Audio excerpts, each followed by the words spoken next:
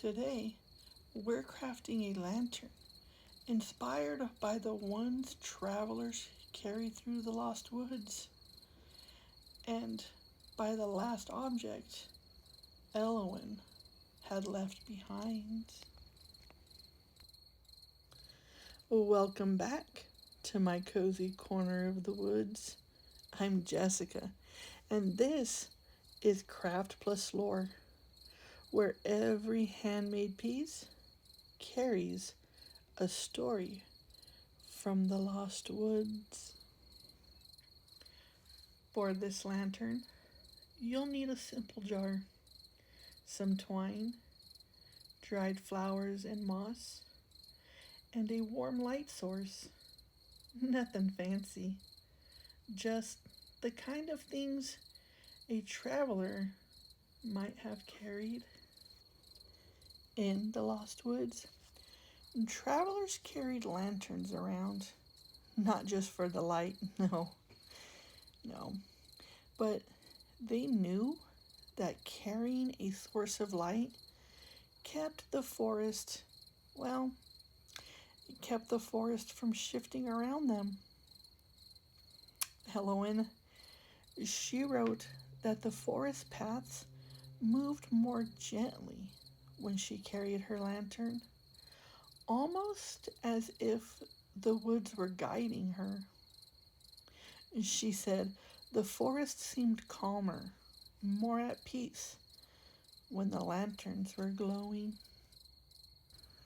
I'm going to be adding a big, pale flower, just like the one found in her diary, along with other small details like flowers.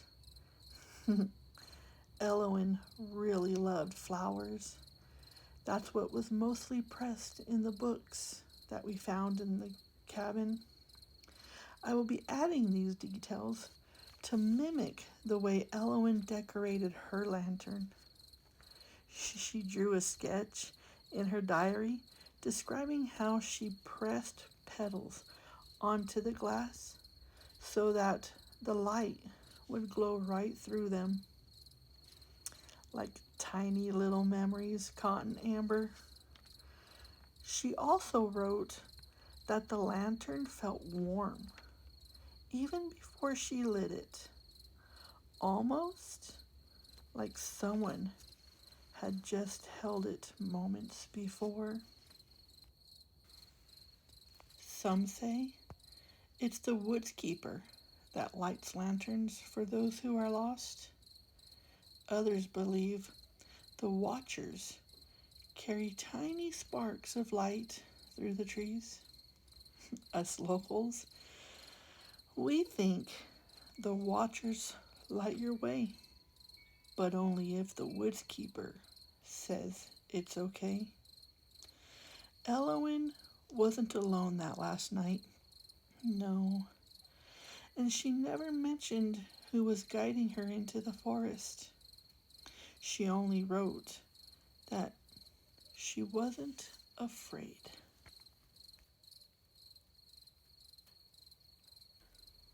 When the lantern is lit, the forest calms down some.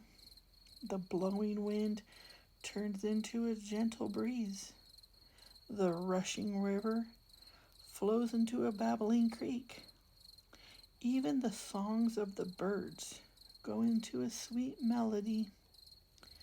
The forest, yes, when the lantern is on, the forest feels and sounds different, quieter, peaceful, more attentive. I ended up finding Elowin's lantern at the end of a path that led to nowhere. When I picked it up, it was still warm.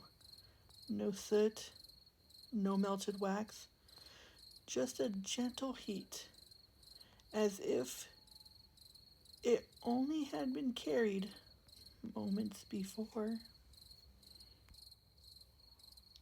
And here it is, the Lantern of the Lost, a small light to guide you through the shifting path. Sometimes I wonder, was this the very last thing Elowen had made and touched? If you enjoyed this blend of crafting and folklore, let me know in the description box. Next time, we'll explore another object from Elowen's diary and another secret the forest has been keeping.